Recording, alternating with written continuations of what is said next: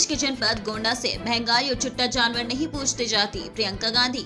नमस्कार, मैं हूं शरीन और आप देख रहे हैं पहली खबर 24/7। गोंडा में आज कांग्रेस महासचिव प्रियंका गांधी ने गोरा विधानसभा के मस्कनवा बाजार में एक चुनावी जनसभा को संबोधित किया। मंच से प्रियंका ने महिलाओं को अपने साथ जोड़ते हुए कहा कि युवाओं को रोजगार नहीं मिल रहा है, इसीलिए युवा यहां से पलायन कर रहा है। सब लोग मुश्किलों का सामना कर रहे हैं। किसान, युवा, महिलाएं और अन्य लोग मुश्किल में हैं। महंगाई और छुट्टा जानवरों पर कटाक्ष करते हुए कांग्रेस महासचिव ने कहा कि जब महंगाई, छुट्टा जानवर जाति नहीं पूछते तो आखिर नेता लोग जाति, धर्म क्यों पूछते हैं। प्रियंका गांधी ने कहा कि भाजपा की नीतियों ने देश को बर्बाद कर दिया है। भाजपा की योजना गरीब को गरीब रखने की है और कहा कि परिस्थितियों में बदलने के लिए कांग्रेस लाओ। चुनाव है, सोच समझ कर वोट करिए, हमें लाइए, हम दिन रात आपके लिए काम करेंगे। उत्तर प्रदेश के जनपद गोंडा से ओमचंद शर्मा की रिपोर्ट।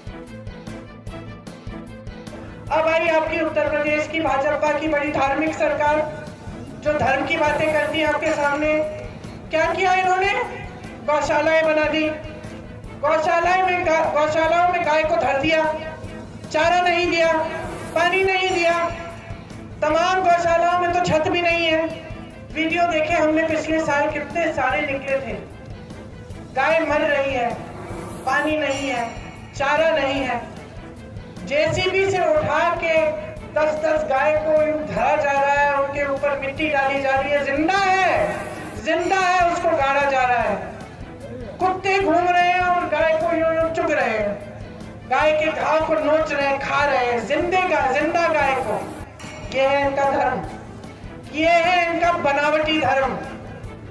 सबसे बड़ा धर्म नेता का सेवा होता है, यही भगवत गीता में लिखा है। किसी भी पंडित से पूछ लीजिए, किसी भी ग्रंथ को पढ़ लीजिए, चाहे वो भगवत गीता हो, चाहे मुसलमानों से पूछिए कुरान शरीफ में क्या लिखा है, चाहे बौद्ध धर्म में पूछिए कि बुद्ध भगवान ने क्या कहा था, चाहे ईसाइयों से पूछिए कि उनके ईसा मसीह ने क्या कहा था। सबने एक ही चीज कही थी नेता के लिए, सबसे बड़ा धर्म आपका है सेवा, और इस धर्म को इस्तेमाल मत करो।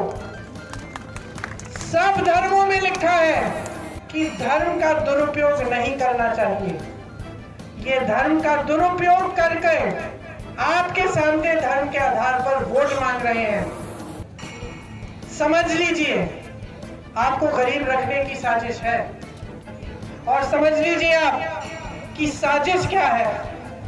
ये जो दल है ना, जो धर्म और जाति का इस्तेमाल करते हैं सत्ता में रहने के लिए, इनकी साजिश है जनता गरीब रहे। नौजवान की जो ऊर्जा है, जो काम करने की हिम्मत है, उसको ऐसे ही रखें, उसको रोजगार नहीं दें, ताकि उसी ऊर्जा का इस्तेमाल, उसी गुस्से का इस्तेमाल धर्म और जाति की राजनीति के लिए हो पाए। समझे आप? आपको गरीब रखने से फायदा उठा रहे हैं। ये नहीं चाहते कि आप सशक्त बनो। आप शिक्षित होगे, सशक्त बनोगे, अपने पैरों पे खड़े होगे, आत्मनिर्भर होगे, तो कौन सी धर्म और राजनीति की, जाति की राजनीति चलेगी इस प्रदेश में? मैं पूछना चाहती हूँ, कैसे चलेगी? समझ लो कि आपको क्या किया जा रहा है। आपको गरीब रखा जा रहा है ताकि उस राशन के बोरे पे आप निर्भर रहें, ताकि वो 200-400 रुपए जो आपके खाते में आते हैं उस पर आप निर्भर रहें। क्या 10 साल पहले, 15 साल पहले ये परिस्थितियां थी?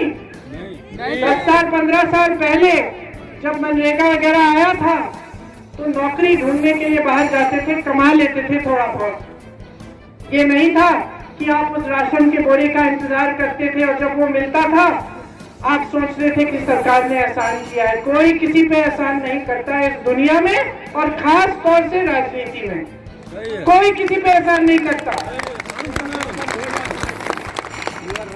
आपका हक है, आप भूल गए हो। आप भूल गए हो कि आपका हक है राशन क्या।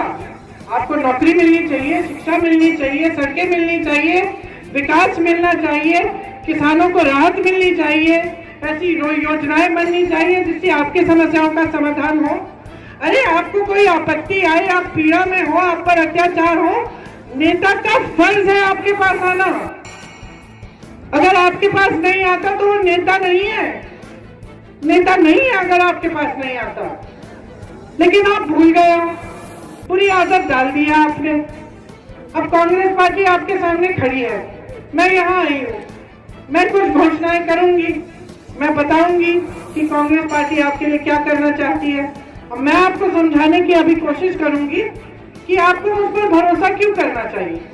क्योंकि मैं कुछ बातें कह रही हूँ, शायद मेरी पार्टी ने पहले करके भी दिखाई है, इस पर भरोसा करिए। या फिर आपको लगे कि हाँ 3 साल से इनके नेता, इनके पदाधिकारी, इनके कार्यकर्ताओं ने जनता का संघर्ष किया है, जनता के साथ संघर्ष किया है, जब जब जनता को दुख हुआ ये लोग आए। योगी जी के यहाँ देखिए, है तो योगी, लेकिन कितनी बड़ी बड़ी गाड़ियों में घूमते हैं, कितनी बड़ी सिक्योरिटी सुरक्षा लेके घूम रहे हैं। और जब आपकी समस्याएं आती है, जब किसान आंदोलन करता है, जब महिलाओं पर अत्याचार होता है, तो सब दुबक के अपने घर में बैठ जाते हैं, कोई नहीं आता आपकी सुनवाई करने। किसान 1 साल से दिल्ली के बॉर्डर पे नरेंद्र मोदी जी के घर के सामने 10 किलोमीटर की दूरी भी नहीं है, खड़ा रहा 1 साल के लिए। 700 किसान शहीद हुआ।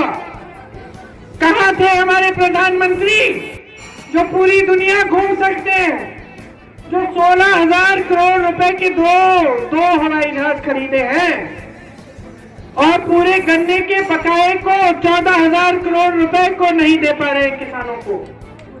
वो प्रधानमंत्री कहां थे, क्यों नहीं आए?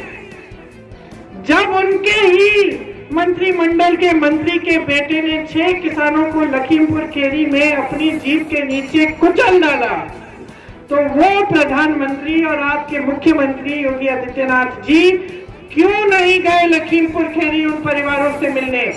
क्यों कार्रवाई नहीं की उन्होंने उस लड़के पे? बल्कि उसके कुछ ही दिन बाद एक बड़ी सी उन्होंने मीटिंग की लखनऊ में, जहां पे उसी का बाप उनके साथ मंच पे खड़ा रहा, इस्तीफा भी नहीं मांगा उस मंत्री का। कैसे नेता है ये? कौन से धर्म की बात कर रहे हैं?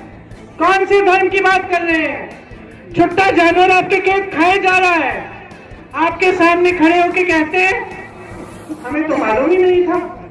मोदी जी अंतर्यामी, सर्वज्ञानी, हाँ सर्वज्ञानी कहते हैं ना, मोदी जी को सब कुछ पता चल जाता है।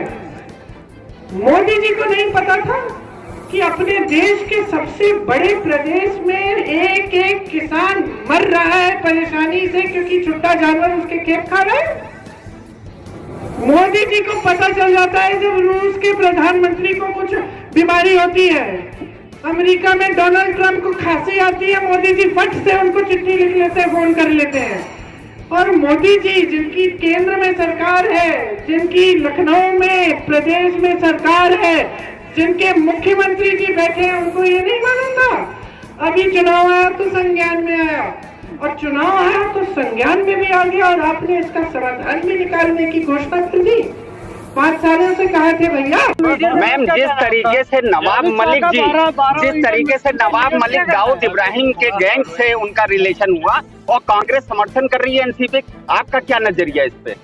देखिए, अब आप फिर से ऐसे मुद्दे उठा रहे हैं। मैं कह रही हूँ चुनाव है, बेरोजगारी, महंगाई, किसानों की समस्याएं, शिक्षा के संस्थान, सेहत की सुविधाएं, महिलाओं को सशक्त करने की बात होनी चाहिए।